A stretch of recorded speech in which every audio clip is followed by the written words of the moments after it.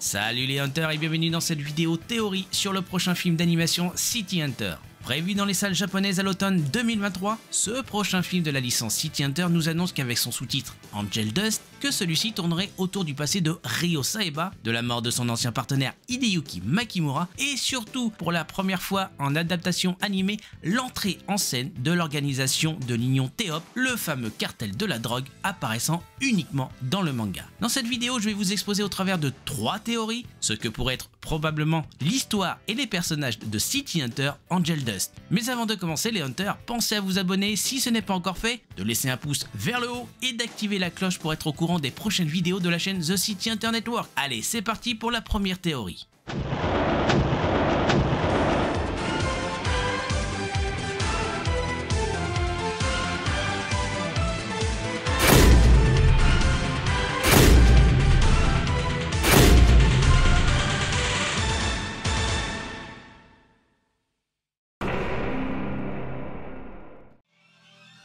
Observez attentivement cette image qui est tirée de la scène post-générique du film City Hunter Shinjuku Private Eyes sorti en 2019. Car c'est à partir de celle-ci que démarre ma première théorie sur ce que pourrait être probablement l'histoire et les personnages de City Hunter Angel Dust. Cette jeune femme blonde que nous voyons de dos et inscrivant le code XYZ sur le célèbre tableau remis en place juste à la fin du film par Saeko Nogami, et qui permet donc de rentrer en contact avec City Hunter. À titre personnel, je me suis toujours dit que cette scène n'avait pas été mise au hasard dans les dernières secondes du film City Hunter Shinjuku Private Eyes, même si on ne la voit que de dos dans cette scène du film. Cette jeune femme m'a toujours fait penser au personnage de Rosemary Moon, alias Bloody Mary, une ancienne partenaire de Ryo Saeba lorsqu'il officie aux États-Unis et qui de plus, nous la voyons dans les 3 derniers épisodes de la série animée City Hunter 2, à savoir les 61, 62 et 63. Et adaptant le chapitre 196 paru dans le tome 20 de l'édition Deluxe ou pour la version Jump Comics, le chapitre 111 du tome 22. Son apparition dans le manga ou dans la série animée commence justement de dos et en mettant en parallèle l'image extraite du film City Hunter Shinjuku Private Eyes, celle de la série animée et celle du chapitre où elle apparaît pour la première fois, quelques similitudes se font voir hormis la longueur des cheveux. Maintenant, pourquoi serait-elle dans ce prochain film d'animation City Hunter? Si vous avez lu le manga, son personnage réapparaît au contraire de la série animée dans le tome 30 lors du chapitre 306 qui a pour titre Le pendentif des larmes. Au moment juste après où un autre personnage inédit à l'animé, à savoir Mick Angel, disparaît tragiquement dans l'attentat d'un avion et de plus, Rosemary Moon a un rôle important dans ce chapitre du manga car elle part seule et de sa propre initiative affronter Shinkaibara, alias le Major, le chef de l'organisation de l'Union T.O.P et surtout, c'est le père adoptif de Ryo Saeba. Il faut rappeler aussi que dans le film précédent, que le personnage du Doc apparaît aussi pour la première fois dans la franchise City Hunter et nous voyons aussi le retour de Kazoe Natori, une ex-cliente de Ryo Saeba, devenue par la suite l'assistante du Doc et qui est aussi apparue dans la version animée lors de l'épisode Une mariée qui tombe du ciel. Pour conclure cette première théorie, le staff de production pourrait éventuellement ne pas adapter l'entièreté de l'arc narratif du manga et seulement remixer des moments clés de cet arc tout en créant des personnages inédits qui n'apparaissent pas dans le manga, notamment celui-ci. Et cela nous emmène à notre deuxième théorie. Ce personnage masqué apparaissant brièvement dans le deuxième teaser du film d'animation City Hunter Angel Dust, dévoilé en février 2023, peut nous faire comprendre que ce dernier jouera peut-être un rôle important dans ce prochain film.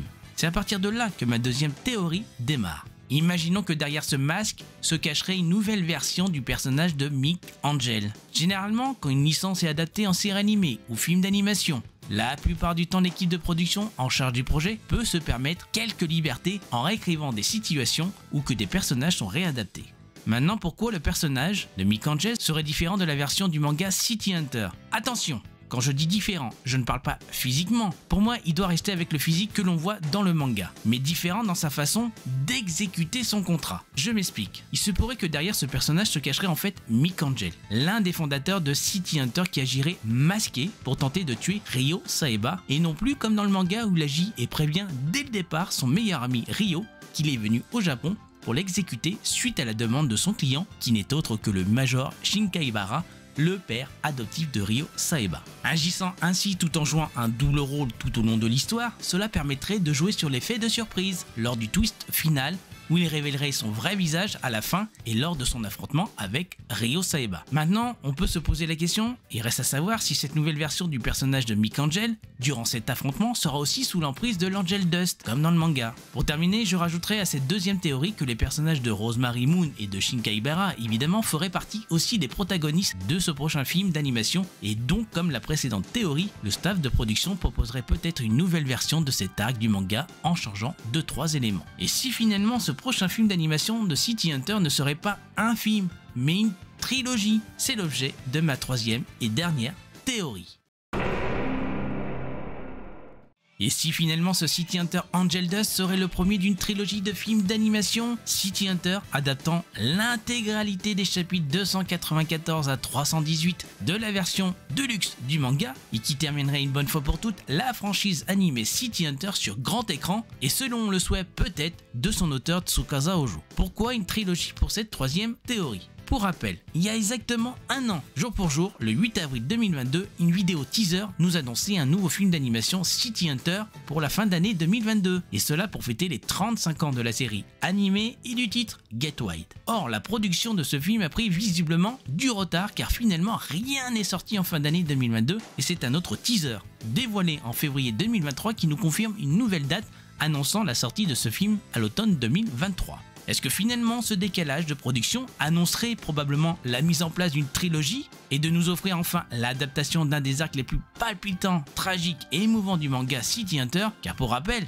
l'adaptation animée produite entre 1987 et 1991, nous ne l'avions pas eu. Et d'enfin nous proposer pour la première fois les versions animées, hors des cinématiques du Pachinko évidemment, des personnages de Mick Angel et Shin Kaibara. Mais malheureusement, je ne pense que cette troisième théorie sur une future trilogie de films d'animation City Hunter adaptant l'intégralité de ses chapitres ne pourra se faire car déjà à cause de ce personnage masqué que nous voyons apparaître dans la dernière vidéo teaser et qui casse inévitablement ma troisième théorie. Ou alors ça sera bien une trilogie, mais comme je le mentionnais dans les théories précédentes, cette trilogie réadapterait d'une manière inédite l'arc Angel Dust. Voilà, pour conclure cette vidéo, je vous ai exposé mes 3 théories. Pour ce prochain film d'animation City Hunter, il y aura peut-être des éléments, des personnages ou des actions que j'ai cités qui feront peut-être partie du film, ou alors rien de ce que j'ai cité ne se fera. Merci les Hunters d'avoir regardé cette vidéo, n'hésitez pas à me laisser un commentaire pour dire ce que vous avez pensé de mes théories, et faites-moi part des vôtres en commentaire de cette vidéo, de me laisser un pouce bleu, car c'est important pour être plus visible sur YouTube.